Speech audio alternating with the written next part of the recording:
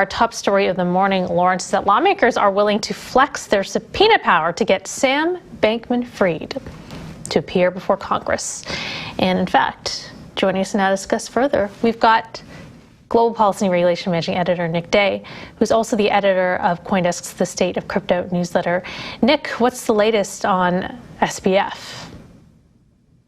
Hey, good morning. Yeah, so last night, U.S. Senator Sherrod Brown, who chairs the Senate Banking Committee, wrote a letter to Sam Bankman-Fried inviting him to testify before Congress, before the committee specifically next week on FTX. There will be a hearing by the committee on December 14th. It'll be one day after the House Financial Services Committee holds its own hearing on FTX's collapse. And the House Financial Services Committee has also invited Sam Bankman-Fried to testify.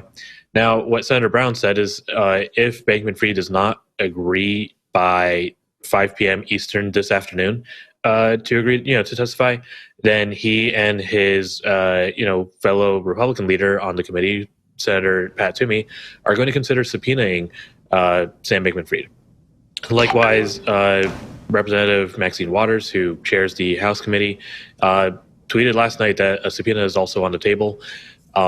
Now, the big thing is it's going to be, an interesting question, right, to see how exactly they can subpoena him. Sam Bankman-Fried, of course, seems to be living in the Bahamas right now, so he is not on U.S. soil, which means it could be a little bit difficult to get this subpoena into his hands, actually.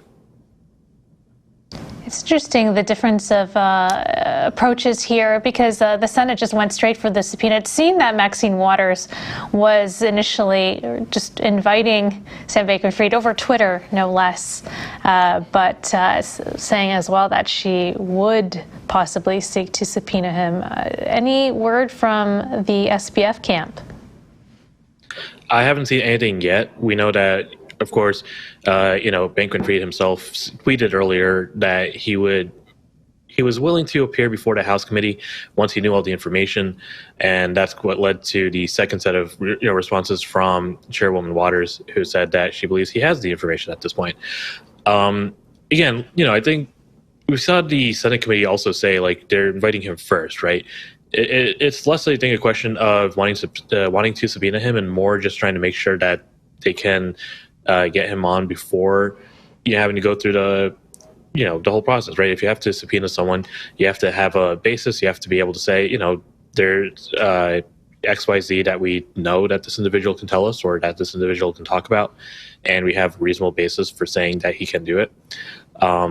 Subpoena is going to have to get signed off by a large number. It's going to be a whole process. So it makes sense to me that lawmakers would want to go through the hey, appear voluntarily part first.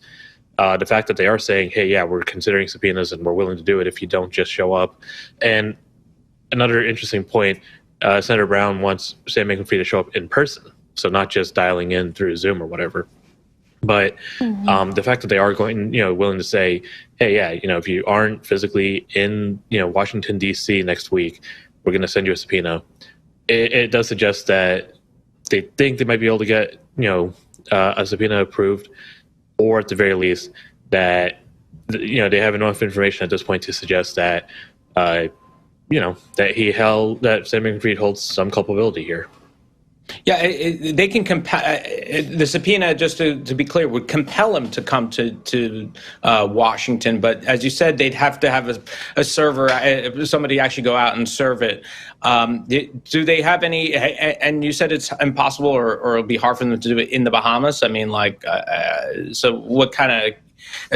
Right now, does it look like it's carrots or sticks? I mean, they could just say, "Hey, we have a big jar of Ritalin. You come on over and take it." Or they could serve them a subpoena. What's the way they would do it? Carrot or sticks, you think? Carrot seems to be kind of the way to go here. So my understanding is that, what happens with a subpoena is you have to convince enough legal authorities that you have enough, there to be able to subpoena someone. So first they have to, make sure that their lawyers are confident of that. They have to make sure that the subpoena is, tailored to what exactly it is they want to know. Because Sam Bankman-Fried has, at this point, reportedly hired, a pretty high-powered lawyer, Mark Cohen, then, what could end up happening is the subpoena will come through, and then they might dispute it. They might, take it to court and say, hey, yeah, we think that the subpoena is way too, out of scope, or, has information, or it's requesting information that Sam Bankman-Fried can't possibly answer. And so, I think the committees are currently interested in getting him to speak and less in going through, a whole legal battle, outside of what the DOJ and the other regulatory agencies themselves are trying to do. Basically, they would much rather he just appear voluntarily. So switching gears a little bit, Biden's executive order now, it's been 6 months since it came out. This was, the whole idea was to compel, or not compel, but to ask the different agencies and everybody to get together and come up with with some sort of plan for crypto. So far, how has it been going? Yeah, so this was actually part of CoinDesk's most influential series, and then obviously I wrote for my newsletter a follow-up article, tied to that. The executive order was released in March 2022, and a lot of the bigger questions I think that the industry has around how crypto is to be regulated within the United States, those questions are still out there, right? We don't have any further clarity yet as to whether or not the CFTC will actually get more jurisdictional oversight over spot markets in crypto.